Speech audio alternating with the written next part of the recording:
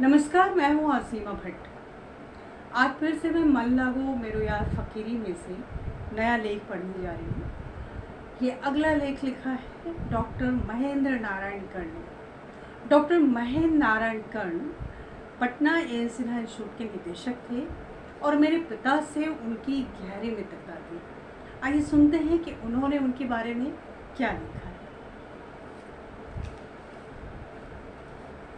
एक आत्मीय व्यक्तित्व, डॉक्टर महेंद्र नारायण कर्ण।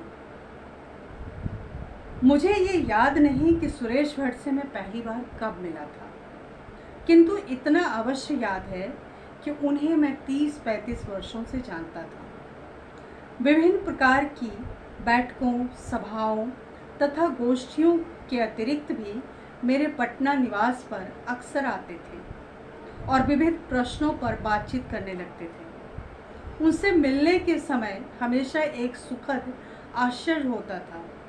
इस आदमी को देखिए, कितनी व्यक्तिगत कठिनाइयों में रहता है, फिर भी प्रायः सभी राजनीतिक एवं सामाजिक समस्याओं पर अपनी राय देना नहीं छोड़ता है। आपसी लगाव और रिश्तों की स्थिति तो ऐसी थी कि अक्सर विश्वास नहीं होता कि बातचीत और स्नेह व्यक्त करने की ऊर्जा वो कहाँ से प्राप्त करता है। किसी बात में वो हिचकते नहीं थे। मुझे नहीं मालूम कि इस प्रकार का खुला व्यवहार सिर्फ कुछ लोगों के साथ करते थे अथवा कुछ चुने हुए व्यक्तियों से ही उनका ऐसा लगाव था। 2-3 व्यक्तिगत अनुभवों को बांटना शायद ठीक रहेगा। भट्ट जी पटना निवास पर आते थे और बेहिचक कहा करते थे कि मैं भोजन नहीं करूँगा, या यदा कदा आकर तुरंत कह देते थे कि नवादा, गया या कहीं और जाना है, किराया चाहिए। यदि मैं 20-25 रुपये देता तो कहेंगे कि अमुक जगह का भाड़ा 16 रुपया है और 4 वापस कर देंगे, या अक्सर खुदरा नहीं रहा तो अगली बार जब आएंगे तो पहले की शेष राशि घटाकर ही आपसे रकम स्वीकार करेंगे। वस्तुतः उनके व्यक्तित्व के लिए अंग्रेजी का अनयूजिंग, निराभिमान, विनीत शब्द मैं काफ़ी पहले से व्यवहार करता था। छवि, वस्त्र, संपूर्ण आकृति में कोई विशिष्टता भले ना हो, किंतु एक अजीब किस्म का आकर्षण हुआ करता था। मेरे परिवार में कई सदस्य हर बार ये पूछते रहते थे कि भट्ट जी क्यों आपसे मिलने आते हैं। हर वक्त मेरा जवाब होता था कि यूं ही चले आते हैं गपशप करने। समाज में बिना किसी व्यक्तिगत स्वार्थ के काम करने वाला क्या अनुमति लेकर आएगा। परिवार के कई सदस्यों की आज भी कुछ बातें उनके संबंध में याद है। जब मैंने घर में ये बात बताई कि भट्ट जी पर कुछ लिखना है, तुरंत मेरा भतीजा प्रणव बोल उठा, गुरुजी आपको याद है, एक बार मैं, आप और भट्ट जी साथ साथ ऑटो में जा रहे थे।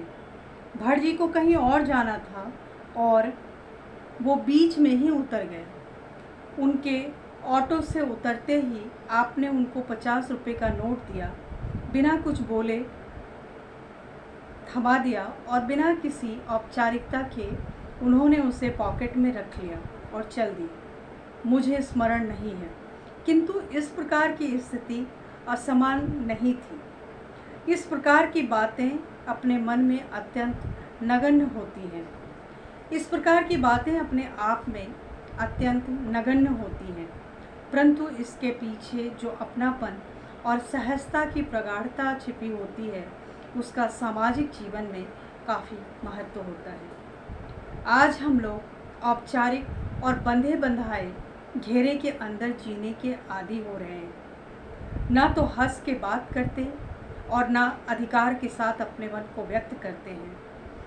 भारत जैसे समाज में सरकारी महकमे के समरूपक अलग व्यवस्था का जाल होना ज़रूरी होगा, जहाँ विविध गुणों से लैस व्यक्तियों का आपसी विश्वास एक संबंधों पर निर्भर होकर सामाजिक राजनीतिक कार्यों में निस्वार्थ भाव से जुड़ने की प्रक्रिया चलती रही है। यह परिस्थिति ही शांति और सद्भावना का माहौल बनाती है, और इस तरह के माहौल को बनाए रखने में सुरेश भट्ट जी जैसे लोग हर वक्त मददगार नहीं होते, इसकी गत्यात्मकता भी बनाए रखते हैं।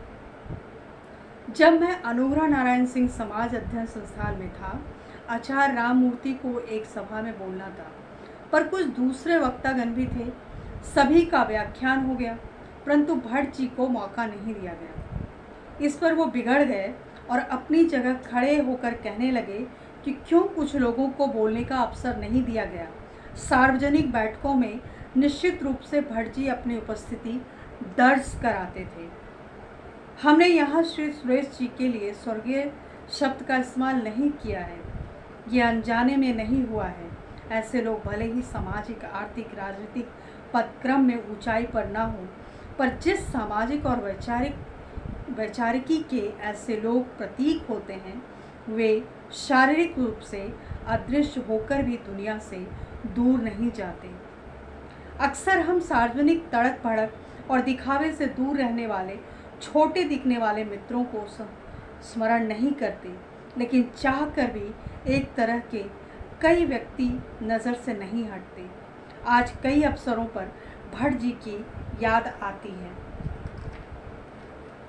लोकतांत्रिक संघर्षों और विचारों की लंबी यात्रा की यह खासियत होती है कि अनेकानेक प्रकार के लोगों से साक्षात्कार करवाते हैं।